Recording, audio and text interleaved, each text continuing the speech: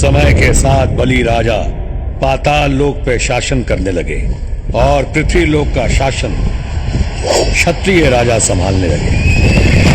वे सत्ता पाकर अहंकारी हो गए और निर्बल लोगों पे अत्याचार करने लगे। लोगों की करुण पुकार सुनकर भगवान विष्णु ने ऋषि जमदाग्नि और उनकी पत्नी माता रेणुका के पुत्र के रूप में अवतार लिया।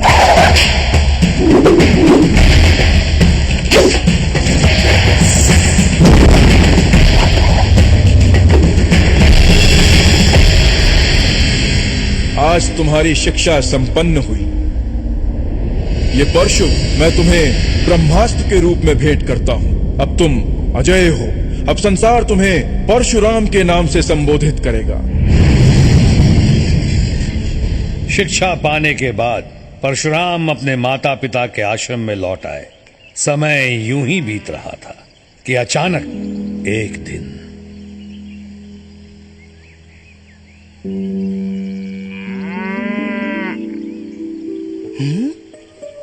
कैसी चमत्कारी गाय है। घड़ी भर में सैकड़ों सैनिकों की भूख मिटा दी। इसे तो महाराज की सेवा में होना चाहिए। सच कहते हो।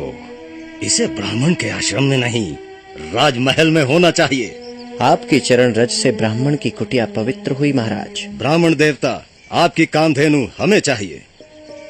जितनी भी स्वर्ण मुद्राएं आप उचित समझें मांग लें। महाराज, ब्राह्मण के जीवन में स्वर्ण मुद्राओं का क्या मूल्य, और फिर कामधेनु हमारी माता के समान है।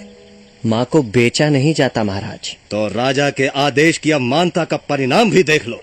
सैनिकों, कामधेनु को राजमहल में ले जाओ। एक पग भी आगे बढ़ाया तो मृत्यु निश्चित है।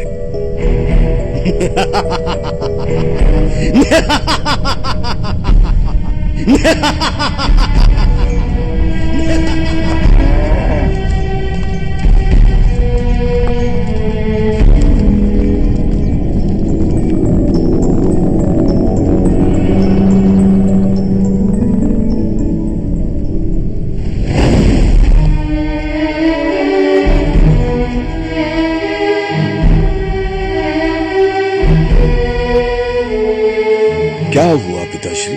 आप लोग इतने दुखी क्यों हैं? राजा कार्तवीर्य अर्जुन आखेट के लिए आया था। मैंने उसका स्वागत सत्कार किया, दुग्धपान कराया, लेकिन उसकी नियत में खोट आ गई। उसके आदेश पर सैनिक कामधेनु को ले गए। आपने उन्हें जाने कैसे दिया? हम क्या करते, विवश होकर देखते रहे। किंतु मैं विवश नहीं हूँ। राजा हो या महाराजा, कुछ भी करके मैं कामधेनु को वापस लाऊंगा। राजा का वध भी करना पड़े तो भी। ब्राह्मण का धर्म युद्ध करना नहीं, धर्म और ज्ञान का प्रसार करना है। अब क्षत्रियों के अत्याचार का अंत करना भी मेरा धर्म है। क्षत्रियों के सर्वनाश का प्रण करता हूँ। कल का सूर्योदय कामधेनु इसी आश्रम में देखेगी।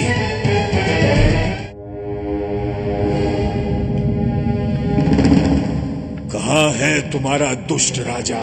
उससे कहो चुपचाप कामधेनु लौटा दे।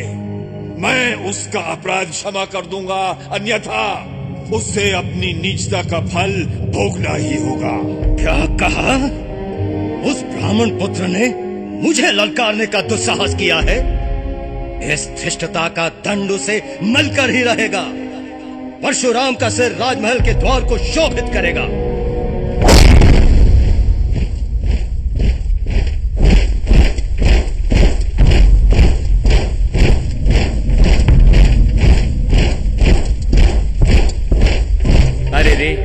इन मूर्खों को परशुराम की अपार शक्ति का ज्ञान ही नहीं। उन्हें क्या पता कि परशुराम के पास भगवान शिव का भेंट किया हुआ ब्रह्मास्त्र है।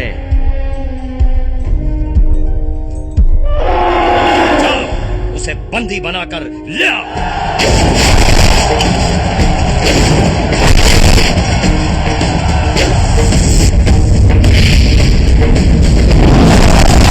मुझसे ये खून खराबा देखा नहीं जाता। रोकिए ना इन्हें। परशुराम को रोकूं? मैं? मरना है मुझे? नारायण नारायण। तुम्हें डर लग रहा है? तुम अपनी आंखें बंद कर लो। मुझसे इनकी चित्कार सुनी नहीं जाती। हे सुंदरी, तुम अपने कान बंद कर लो।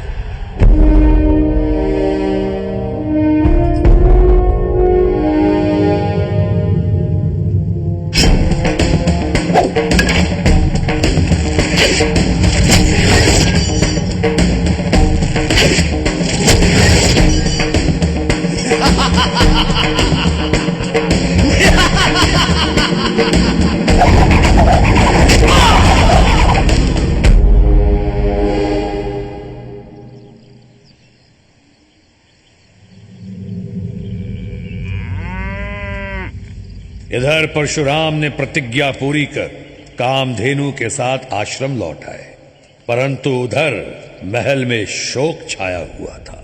जब तक हम अपने पिता की हत्या का प्रतिशोध नहीं ले लेते, अन्न जल नहीं ग्रहण करेंगे। इस ब्राह्मण पुत्र को शिष्टाचार का पाठ पढ़ाना ही होगा।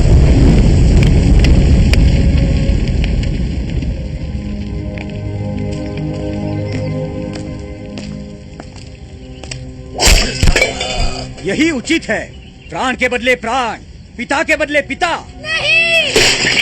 चलो।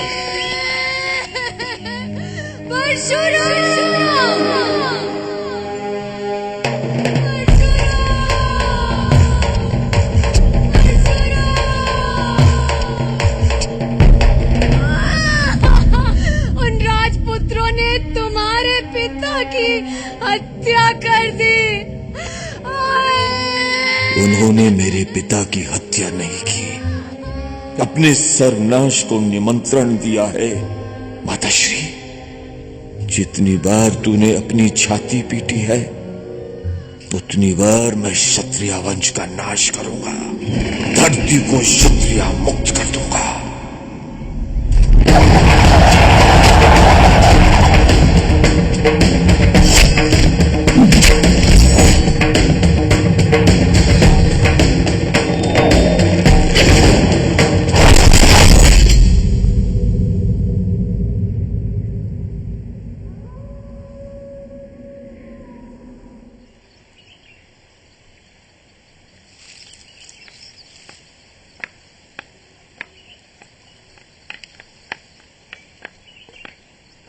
पधारिए ऋषिवर। इस ब्राह्मण की कुटिया में आने का कैसे कष्ट किया? तुमने जो संकट उत्पन्न किया है उसका निवारण करने आया हूँ परशुराम। तुमने तो उन क्षत्रियों के मन में भी आतंक भर दिया है जो दयालु और चरित्रवान हैं। तुम ये भूल गए कि संसार रूपी रथ को चलाने के लिए ब्राह्मण और क्षत्रिय दोनों की आवश्यकता है। इन दोनों के बिना संसार असुरक्षित है परशुराम। तुम्हें प्रायश्चित करना होगा।